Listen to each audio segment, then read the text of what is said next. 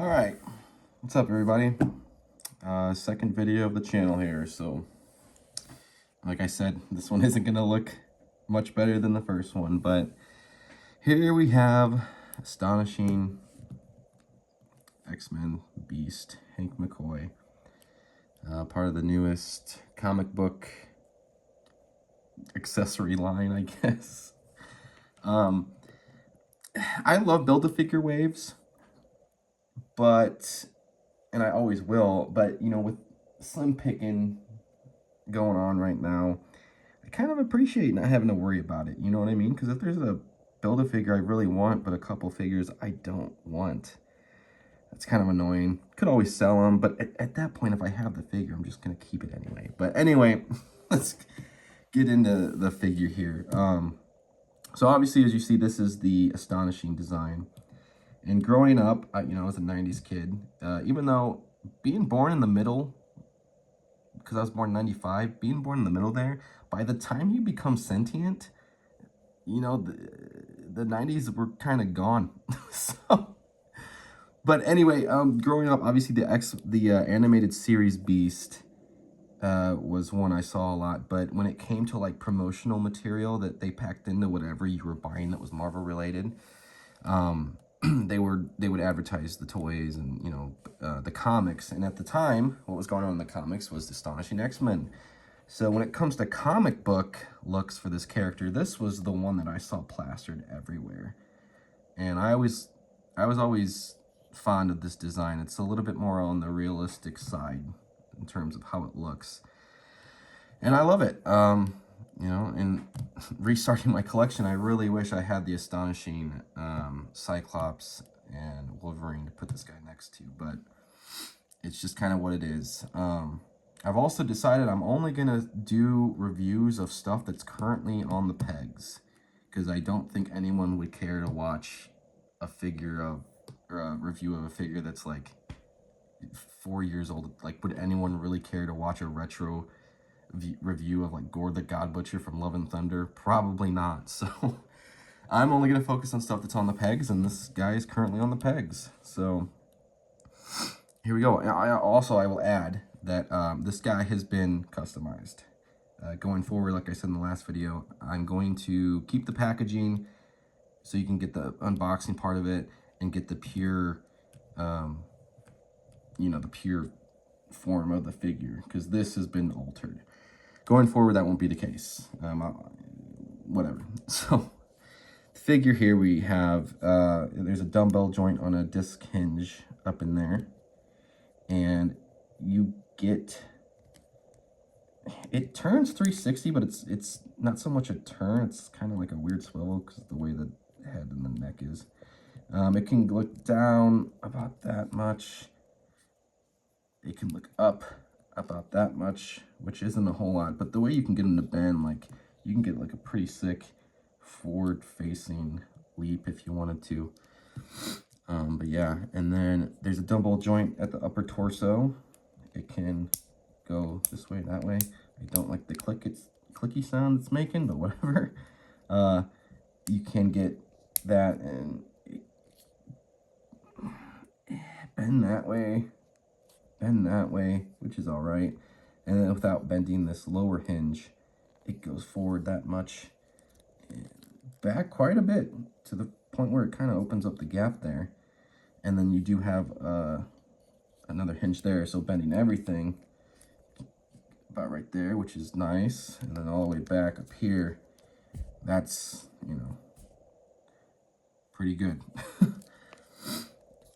And then for the arms, we have butterfly joints, and going forward, not a whole lot at all.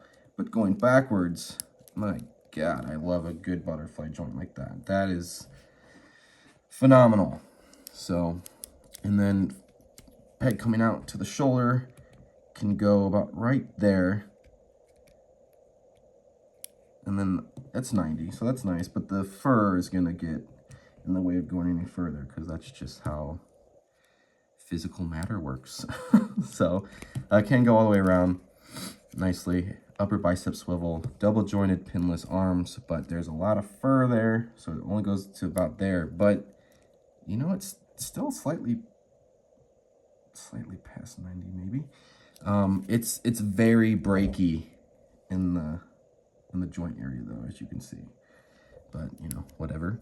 And then the hands here go a little tight. Oh, it's really tight. It goes down, goes up, and it swivels. Legs, all coming out to the thigh, can go up. It's like 90, but it's not. Like this part is 90, but if you look here, there's just a natural bend to the leg regardless. So like the front part here will come out 90, but since there's that bend, it kind of comes back down, which is fine. It doesn't go back much, goes out to the side that much. Upper thigh cut, which will break up that decal a bit, but whatever. Double jointed pinless knees, which, oh, it's tight. I mean, that's fine. There's a lot of fur sculpted back there that's gonna stop. No boot cut, which I feel like they could have got away with. I feel like they've kind of been skimping on the boot cuts lately, but whatever. And then forward facing pinfall rocker, get a nice swivel. It goes up decent amount, goes back as much as I could want, to be honest. And then there is a toe joint that goes up that much and down that much. And in my last video, I mentioned how I'm kind of hit or miss on toe joints. And it mainly has to do with how tight they are. These ones, they are tight, but I'm worried because it's not the same setup that they usually have on a toe joint. Instead of like a, you know, whatever, like a rod going through the whole thing, kind of locking it in, this one is one of those, focus. This one's one of those ones where I'm pretty sure, I don't want to take it off, but I think there's like a nub on each end of the toe part that kind of lightly clips into a hole on either side. So, because if you bend this, you could just take these off. And I'm just worried about, in the future, that softening it up, since it is a much softer plastic. But, I mean, for now, it's fine. I'm not too worried about it. So that's articulation out of the way. I guess let's go over the accessories. I don't know what came on him in the pack, but right now I got kind of like the more open clawed hands. But he also came with this hand, which is, I'm sure you can hold a bunch of stuff, but it's to hold this comic book. And then he does come with a fist here, and those hinge and swivel. Here's the comic book. I mean, these are cool, but they really seem to like doing this. I think they think it's cooler than what it actually is. Because to me, these things go in the bin and I never see them. And if they are out of the bin, they're more of an accessory to Deadpool, if you ask me. But it's a pretty crisp print on there, which is cool. It's kind of a comic bookception though, because it's a mini comic book of characters reading a comic book. So it's pretty nice. Kind of thick for a comic book, but you know, I get it. It can't be paper thin. And then on the back, there's the Marvel Legends decal with the Hasbro on there. So it's cool, but I would much rather something else. You know what I mean? But it's whatever. And then I got the Screaming head sculpt on there, but you know, Beast being Beast, he's also Hank McCoy, and he's a very distinguished, well-mannered, intelligent individual. So I'd say more so, I do think of him like this, just kind of more calm. But when he is going literal beast mode, he gets a little rowdy. And I don't know, I just kind of like this more than this, even though this one's phenomenal. So there's that. I guess, so paint apps. Like I said, this thing has already been customized by me. My previous collection, I repainted everything pretty much head to toe. It was varying degrees of paint depending on what the figure called for, but for the most part, everything was painted. I enjoyed it. It was fun. I was happy with the results. I got positive feedback online, but the downside was they just felt fragile to handle afterwards because, you know, there's scraping. In some paint, different paints behave differently. Like white dries really fast and scrapes easy. I felt like brown never wanted to take and it would scrape easy. But stuff like black was fine. Yellow was fine sometimes, but particularly metallic paint. That stuff always took fine, and it's like way more durable than this normal matte finish paint. So there's a couple figures that do have a huge repaint, but it's mostly because it's metal, and I hate the swirly twirly.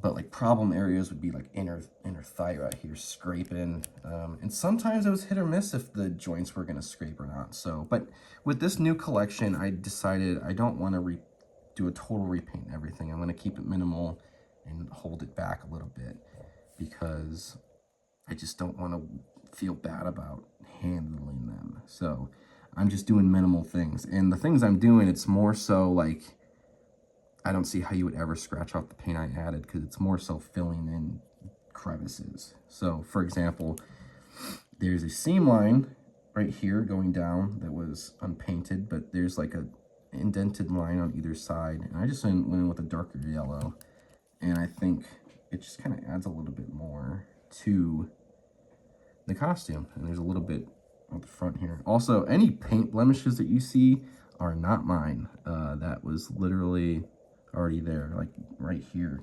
Super sloppy. You know what? That one actually might be mine. But whatever. And then the rest of the body, the blue, I just did basically a dark blue wash to bring out some of the texture. Just darkened a blue, and then I got it wet, and then I just kind of went over the whole thing and took a paper towel, and it would take away, you know, whatever was not in the crevice. I will say, though, I purposely kind of painted the ab section here, kind of underneath the beast boob, and some crevices of musculature back there. But after that was the wash. His fingernails, I also just straight up painted darker blue. But this design, he kind of doesn't have showing nails. Even the nail parts look like they're furry too, but whatever. I also kept the darker blue on the nose, the eyebrows, and kind of around the mouth, and that nice little cat-like crevice where the upper lip comes together there right below the nose.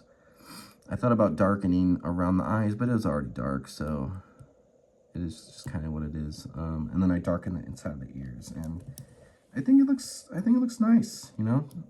Maybe you don't like it, and if you don't, that's fine. You don't have to, and you don't have to do this yourself. But I did think it kind of brought it out. And the cool part is, like I said, when I repainted these things, my main thing was like the plastic sheen. I wanted that to go away, and that's why I just repainted it with the matte paint. I'm not worrying about that so much, but I still like the look of something less shiny. And so while there's still some shine here, like plastic's always going to shine, but something like this where there's a lot of deep crevices, it does kind of knock out some of the shine, which is nice. I think it brings out the detail in more ways than one, you know. It literally brings it out and knocks down the shine so you can see it. So pretty nice. I like that. Again, if you're interested in doing something like that, you can. And I think it looks particularly well when it meets, I guess that's skin showing on his face. So yeah, I recommend this. I would definitely recommend this because the previous one, which I don't have, I never had, that would have been one I backtracked and got. But since there's a new one, I'm not going to do that. Because the new parameters I have for myself, it's like I'm going to pick a cutoff date for when I think Marvel Legends started looking good or decent. Because there's a certain era where if you go back before that, they look bad. So I'm really glad they updated this, and I don't have to worry about backtracking that old one. So, and I'm a sucker for a big beefy boy. Anything that's not like a normal sized guy And here's a comparison, by the way, just to show you how much beefier he is. Not much, but he is on the beefier side. Like, he's not Hulk sized or anything. So, but he is beefier. He's heavy in the package. So I'm just a sucker for a big guy. So yeah, like I said in the last video, I don't think I'm going to get this whole wave. Like, I don't think I need Rachel Summers.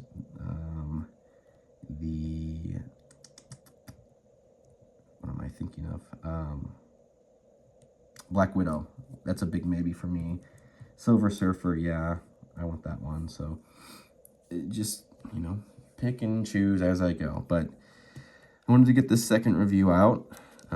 It's weird because I'm not only am I literally not talking to anybody because I'm alone here, but I'm also, as of right now, still not talking to anybody because I probably don't have any clicks yet. But I'm gonna keep doing this, and I'm gonna do it as much as I can. I'm gonna just try to stay consistent, and maybe something will happen. Either way, I love these things. I love talking about them. I love adding my own little bit of customization to them. So yeah. And again, thank you for clicking on this. Like, subscribe. I'd say share, but like, who shares a toy review? I don't. I'm the only person I know that gives a heck about these things. So if you want to share, sure, send this to your mom. Hey, Mom. I'm rambling again. Gonna work on that. But yeah, anyway, I recommend this. Yeah, get it if you want it. If not, don't. That's the cool part about these. You don't have to. People get lost in the sauce about these things, man. It's not that serious. It's just toys. I'm not going to shill for them. I'm not going to hate to hate. I think going either way will get you to crazy town. So I'm just going to stay here in the middle and try to be unbiased if I can. But like, these things are a luxury. Like, they're not, you don't need these things. It's a luxury. And it's a luxury that is getting more expensive by the day, which is why I've started this channel to kind of hopefully keep me in the game here. But yeah, definitely recommend this. Customize it if you want. And I guess I will see you in the next one. Thank you so much. Peace out.